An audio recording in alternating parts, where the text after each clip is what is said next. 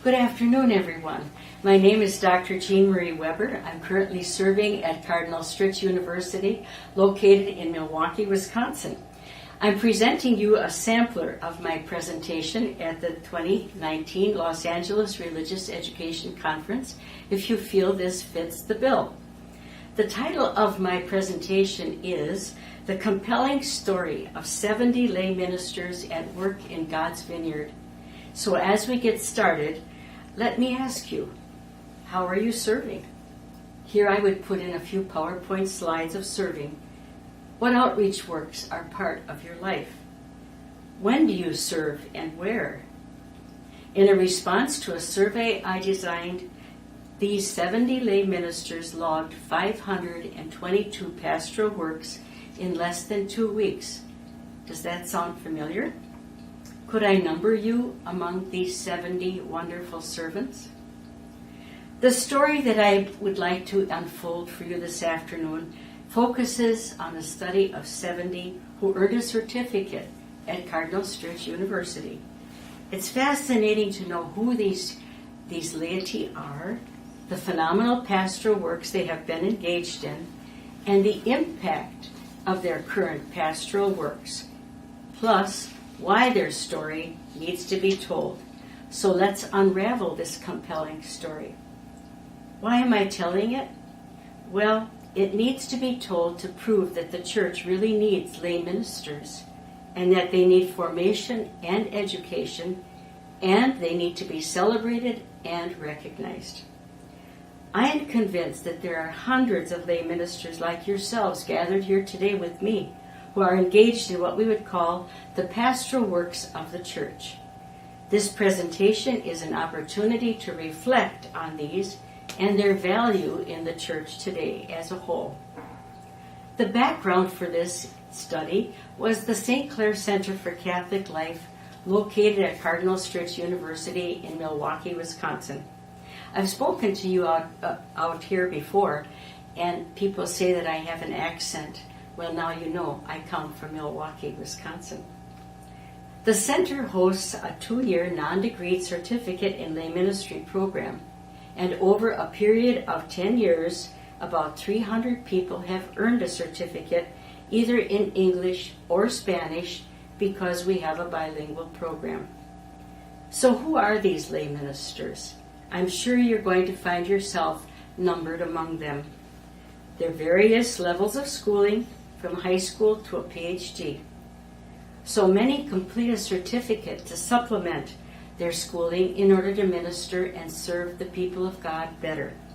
The predominant population is women.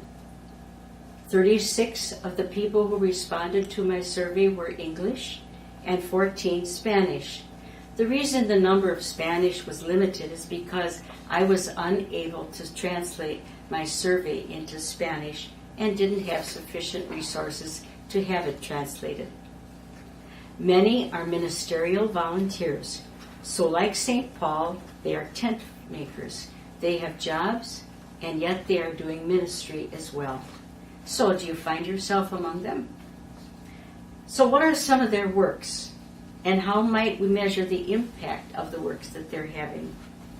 In the study I conducted, I developed a survey identifying the type of parish, societal works, or ministries that these lay ministers might be engaged in. These works were based on co-workers in the Vineyard of the Lord, the Catholic Bishop's document on guiding the formation of lay ecclesial ministers. So let's take a look at some samples. And here again, I would insert some PowerPoint. While I cite these examples, I invite you to reflect on where you might fit in. For example, catechesis or religious education. How many of you are catechists or prepare catechists? Stand up. How many of you conduct or are part of Bible studies groups? Stand up. In the area of prayer and worship, how many of you are lectors and Eucharistic ministers? Stand up. In the area of sacramental preparation, how many of you are engaged in First Communion or confirmation preparation? Stand up. Stand up in the areas of parish administration. How many of you are parish coordinators, parish secretaries, members of parish councils, committees, stand up. And lastly, how many of you are involved in social justice works, such as meal programs, prison ministry, clothing centers, food pantries? So many of these works fit the words of Jesus, "Whatsoever you do to the least of my family, you do to me." Now we have just about everybody standing up, but some might say, "I can't stand up, I need some ideas." Well, did that give you some ideas? Look around, you are needed everywhere. So let's acclaim and celebrate all the good works that all of us are doing. Now sit down. Let me ask you, what impact are these works having in our church communities? Have you thought about that? Are we doing them just by default, or do we really need them? Secondly, is your level of commitment to the work deep? Are we encouraging each other? Thirdly, do you feel you have sufficient knowledge about the work that you might be doing or want to do? Or do you need more? Fourth, what about your ability to perform this work? Are you comfortable with your ability to perform these works of the church? Or do you need some mentoring and guided practice? These are things for all of us to think about, because the church needs these works. The church wants you to be knowledgeable about the work you are doing, and you also have to be able to be committed and be able to perform them. What are some of the conclusions that might be drawn from these 70 people at work in the Vineyard of the Lord? Well, as I mentioned, the world and the church needs you. They need all of these works. And so we need to celebrate and affirm these works. And by virtue of our baptism, we are called to do all of these pastoral works. Think about it. The works might be right in front of you. And as Cardinal DiNardo from Houston mentioned at one point in a recent lay ministry summit, baptism is the common denominator for ministry, not ordination.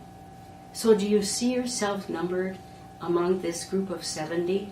I'm sure you do. And if not, join us on this pilgrimage as we work for the vineyard of the Lord.